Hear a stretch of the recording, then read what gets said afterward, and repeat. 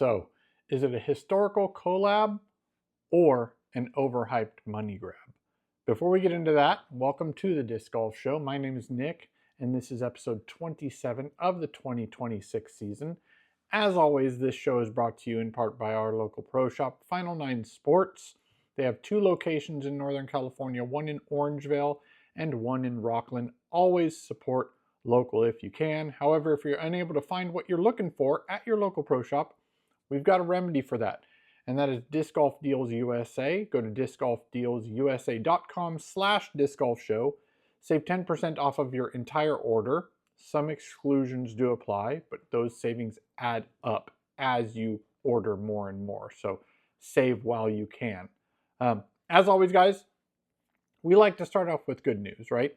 And we've got some great news. We love additions to the disc golf community and family, and we've got one. And that is due to the McBeths. So we want to congratulate them and welcome them and their new addition, Micah Richard McBeth. And that's the best news you can get. Other than that, moving on to other players, sort of. Brodie Smith has recently announced he's returning to Ultimate. Now, I know that Brodie is a polarizing character or personality for most people. I don't have a problem with him personally. I think he brought a lot to disc golf when he brought a lot of his viewers over, and a lot of people started enjoying disc golf that came over from Ultimate. A lot of props given to him and due to him bringing those people. But he ended up playing in the Master Worlds Championship in Ultimate and placed 3rd with his team. So, you know, he's still got the energy and capabilities to be athletic. You know, he self-admittedly is getting older and is unable to do the things that he did, you know, a decade ago. But he said he missed the feeling he got from playing back in the day, and missed also a big part was missed being part of a team. So there's a big difference between playing solo sports and team sports and what you get out of those. But yeah, so he says he's going in all in on training for Ultimate for the next 4 to 5 months to see how good he can get, how good he can strengthen his body.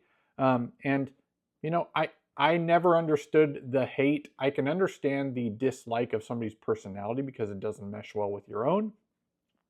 I never understood the hate of people deciding to change career paths, because whatever's best for you is what you're going to go for and what you should go for.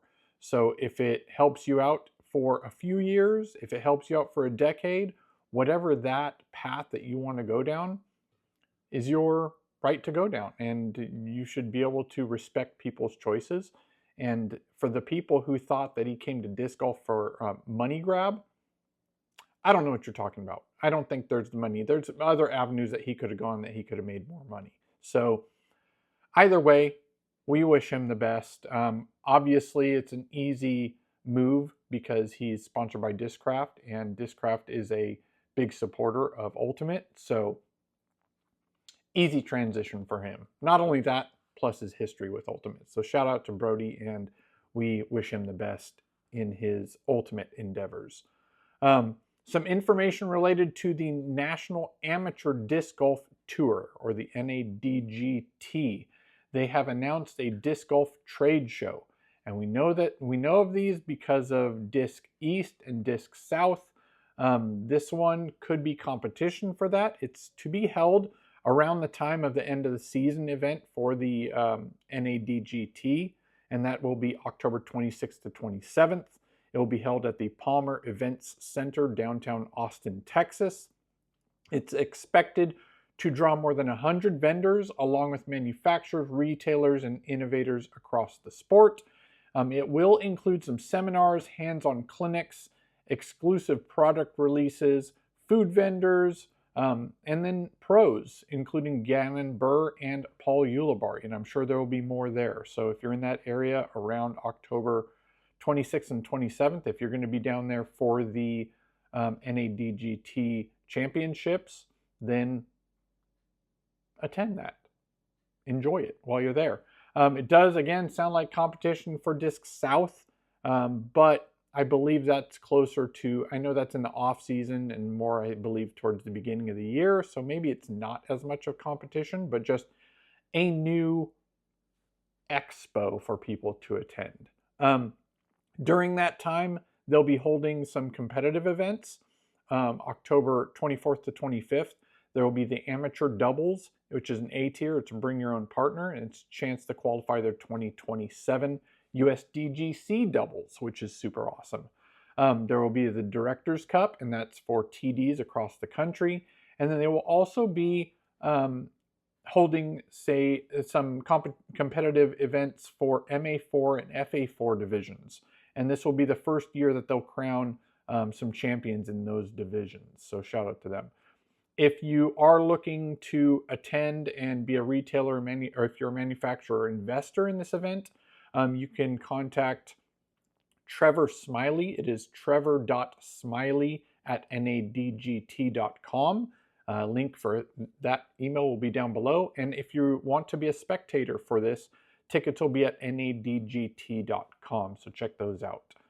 We do have currently today, I believe, today or tomorrow, the PDGA Junior Disc Golf World Championships is underway.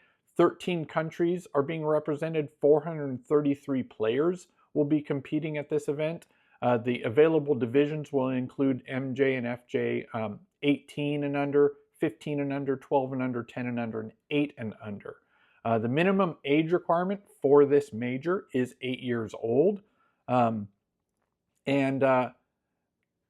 The interesting thing about that is for the MJ and FJ 8s,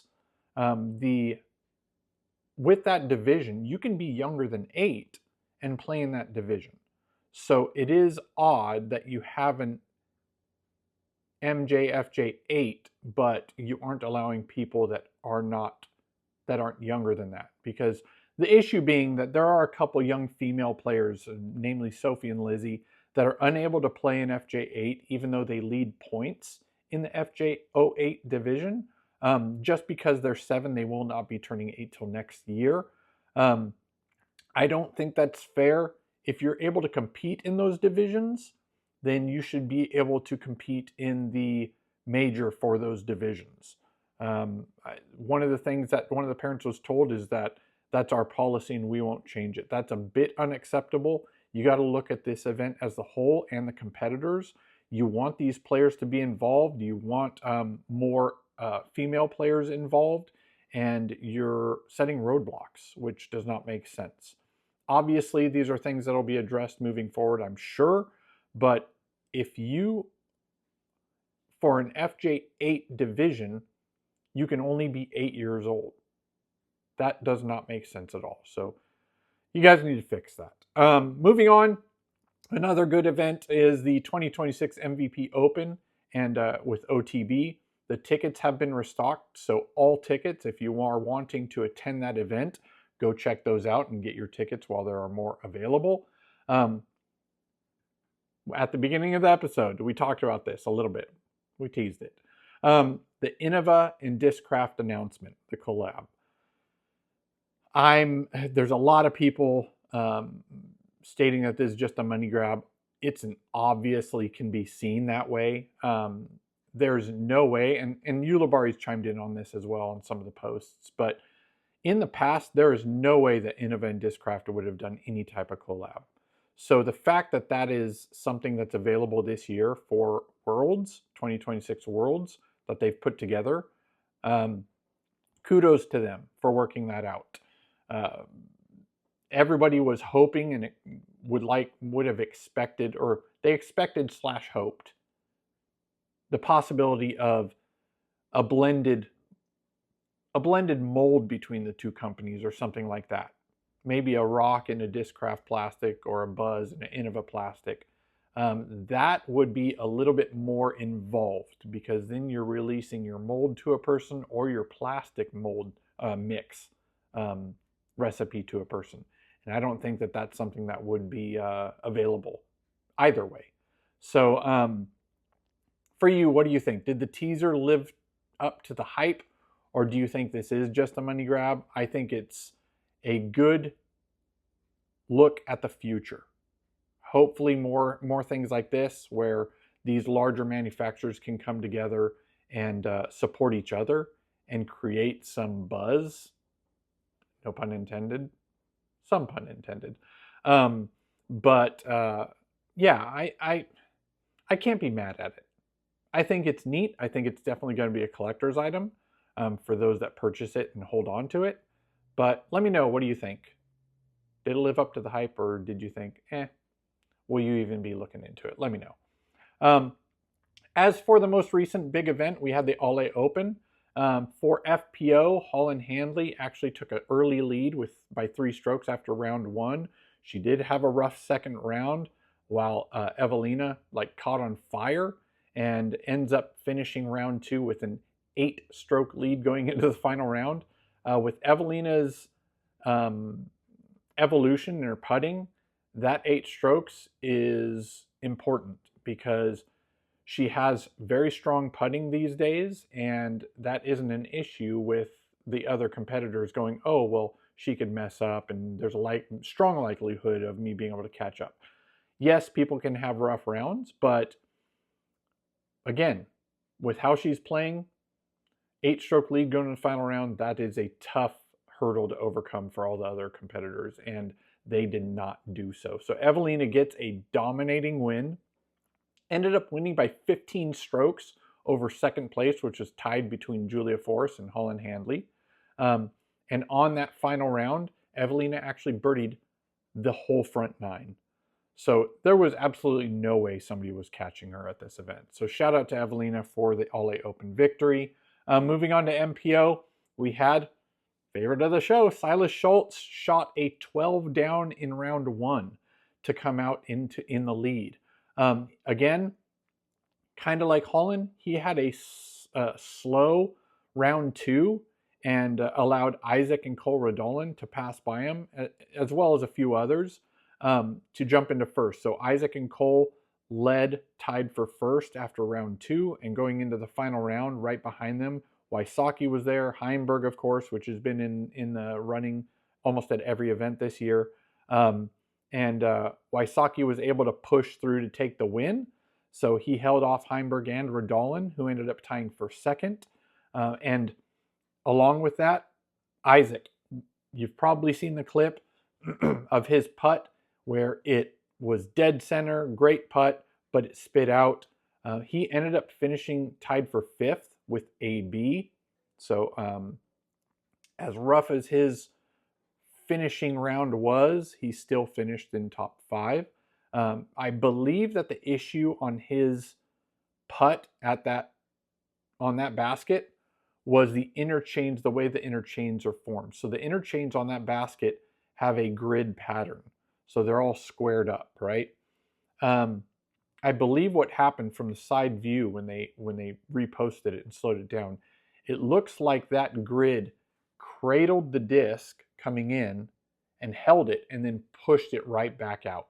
So I don't know if that grid pattern interchain setup is the right way moving forward for disc basket design, because it seems to, whether maybe that grid has to be larger so the disc can slip through easier, or just remove those cross chains that connect them. He did call them trash baskets when it did swing out. Rightfully so. He's had the most bad luck when it comes to putting on baskets with dead center shots with very strong side putting. I don't know. I think one of the things that I've brought up in the past, though, that could be something for those quicker putters when they're trying to soften the disc when it hits the chains, is leave those cross chains out, but put a dense foam, absorbent foam, around the inner pole of the basket. Not only will that absorb a stronger, faster putt coming in, you could also use it for advertising purposes. So, whatever logos up and down the pole. So, I don't know. Let me know what you think. Ways that you've thought that could make baskets better when it comes to that and less likely of spit outs, because that's the worst thing to have. That is the worst thing to have. So ultimately, shout out to Silas, who played very strong in his final round. So he did have a rough second round, but he ended up placing fourth. So he went from first place to seventh to fourth at this event. So shout out to Silas for that awesome finish. Gannon, he had one of the worst rounds he's had in a while, ending his long 10-20 rated round streak. And he finished in 10th. Again, top 10 is a bad round for Gannon, but a great round for a lot of people. There was some drama also in commentary, and that was a lot of people having issues with it, a lot of people saying, it's not that big of a problem. But Nate Perkins said something to the effect of, who cares about 4th of July? We're in Sweden for the Ale Open. Maybe not the best way to state that, as this year is the 250th anniversary of the US. On the 4th of July, like, could have been worded better. Do I hate him for it? No. Do I think it was on purpose and a dig? I hope not. People have their own political views and opinions, and that's perfectly fine. More power to you. Keep them to yourself when it comes to trying to mix them into your work. Personally, I don't like that. But again, to each their own. But I think it may be a little blown out of proportion with the people that are getting upset about it. But at the same time, I understand both sides here. Moving on, PDGA. So there have been the new rule suggestions or proposals. And one of those is the jump putt. We talked about this several times over the past few episodes. And it looks like they'll either be extending the allowed area for jump putting from the basket or getting rid of them altogether. I don't know where you land on this, whether you think it's great or not, but we'll get to that. Finishing out the news, though, one of our favorite topics, Silas Schultz watch. Again, great event at Ale Open. Gave him a big push, and his current standings for the DGPT standings have jumped significantly. So last week he was in 18th, and this week he jumped up to 13th. So shout out to Silas Schultz for that big jump. We hope he continues to do well throughout the rest of the remaining season. If you are looking at following your favorite player or people that you just want to know where they're landing and where they are at, we will have the link for the DGPT standings down below, so take a look at that. Brings us to the question of the day. Again, right back to the last topic, basically. What is your overall opinion of step or jump putts? Do you not have a problem with them? Are they too controversial? Do you think we should get rid of them? Do you care at all? Is it too unsure of a call to make on people and putting them in that situation, that position to make calls? When it comes to that, they can be questionable. So, and when you're there live and you see it, sometimes it's not so easy to make that call. So let me know down below, what do you think of jump or step putts? Do me a favor before we move on to the next segment. Hit that subscribe button, the like, the share, and the notifications. Or one of them, or all of them. Do all the goods. I really do appreciate it. It does go a long way for me, and I thank you so much. Moving on to gear and equipment, guys. This segment is brought to you by Disc Golf Deals USA. Go to discgolfdealsusa.com/disc golf show. Save 10% off of your entire order. Some exclusions do apply, but big ticket items, baskets, bags, carts, large orders of discs. You want to get a stack of practice putters, that 10% adds up. You can save that money. We do have a few molds that came through and were approved yesterday, and 3 of them are from Gateway Discs. Their last approved mold was November 3 of 2025, and they happen to have 3 new molds, and those being the Tomahawk, the Scream, and the Arrow, ARO. So keep your eyes peeled for those if you're a fan of Gateway. And then in addition to that, we have Doomsday Discs had the Anguish approved. So shout out to Doomsday.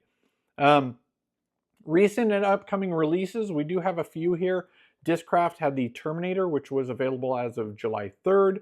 The Second Shot Collection, which are molds or discs that did not pass initial quality checks. So they're going to be a lot cheaper, more affordable. And you can try out new molds at a cheaper rate. And those were available as of July 3rd as well. We're hoping to get some hands on those to give you more of a hands-on opinion. And then the Paul McBeth Ultra Luna drops July 10th at 12 p.m. Eastern Standard Time. It will be available in both hard and soft blends. So if you're looking forward to the Ultra Luna, stay tuned there. MVP had the Electron Autopilot, which will be shipping today. And then Discmania had the Special Edition C-Line Notion. And then they had a couple new signature releases that will be coming soon. Those being the Game Breaker, which is a Gavin Babcock Signature Series Horizon C-Line PD, which will be available July 13th. That is a mouthful. As well as the limited edition Flex 3 Vapor D-Line P1, which is the Antala Major Champion disc stamp. And that will be available July 20th. So stay tuned for that. And then last but not least, most important part of your disc golf gear, disc golf gear, your shoes. And the two that we pop on here usually are Ideo Sports and Vessi. Kind of comes down to your personal opinion, style, whether you like a more zero style sole or whatnot. They both do have high top, low top styles of shoes, and they are lightweight and waterproof. And yeah, check them out. Let me know which one you lean towards. Moving on to upcoming events, we have a few here July 7th to 11th. That starts today. That is the 2026 PDGA Junior World Disc Golf Championships. It is a PDGA major for all those junior divisions, and that is in Pittsburgh, Pennsylvania. July 10th to 12th, this weekend, the 2026 Heinola Open, which is a DGPT event in Heinola, Finland. And then the following weekend will be July 16th to 19th. That is going to be the 2026 USWDGC. It's another PDGA major for women's. Salt Lake City, Utah is where that will be held. And then don't forget, September 19th, the Global Paul McBeth Foundation event coming your way. We will continue to inform you of that as we get closer. Brings us to the mailbag. This is where we like to give you some products and videos to consume. Whether you've consumed them or not, go check them out. Support the businesses and videos. Check them out. As for product, this one's very cool. It's a newer type of product. It is a stand-up rack for bags by Sora Disc Golf. And I have some samples here for you to check out. So check these out. I'll swing you over here. So if you can see, you've got this base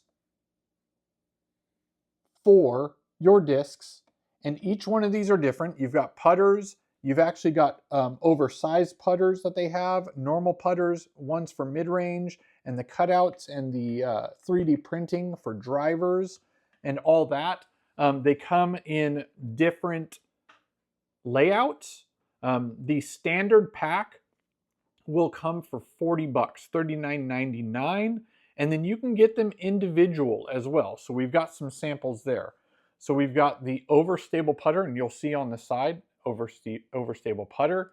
It is a single. They make these in doubles and triples as well.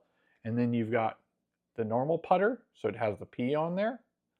You've got mid-ranges, obviously with the M. And then again, like I said, you've got some, here's a mid-range that is a double. So if you know that you're gonna have more than one and you are gonna continue to have those, and then you've got drivers with the D, and this is a triple. So there are a lot of different, you can map out your own layout for your bag. It gives it more of a structural integrity on the bottom of your bag as well. So here, and I'll show you. Even though that they are held on by these bungees, basically, they're pretty strong. Like if I held by the back two, they'd flop. But you put this in your bag, gives it some structure, holds your discs. Obviously, they're not flopping over. And then if you have it set to where you only have the amount of discs that you carry, when you look in your bag and one's missing, you know that you left one behind as you're leaving. So very, very cool product. Obviously, for me, I think there are definitely ways to improve it, but it's a great start especially for the bags that don't have any structural integrity. This is a way that you can add some to the base without having to spend hundreds of dollars on the more expensive bags. So check it out. It is Sora, S-O-R-A, discgolf.com. Shout out to them. They also have some dividers if you want to drop these in. You can drop these little guys in.